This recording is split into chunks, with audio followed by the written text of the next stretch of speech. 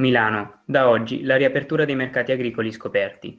L'ordinanza firmata dall'amministrazione equipara ai mercati settimanali scoperti i 23 mercati scoperti per la vendita diretta da parte degli agricoltori, stabilendo una serie di parametri per il loro svolgimento al fine di assicurare il rispetto di condizioni idonee alla tutela della salute e della sicurezza. Il piano di riapertura per ognuno dei 23 siti sarà valutato dall'amministrazione in base alle proposte presentate dai referenti di mercato.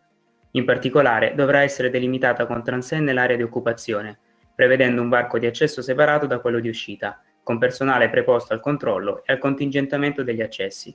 Dovrà essere garantita la distanza interpersonale di almeno 1 metro e osservato il divieto di assembramento tramite il controllo da parte di personale dedicato.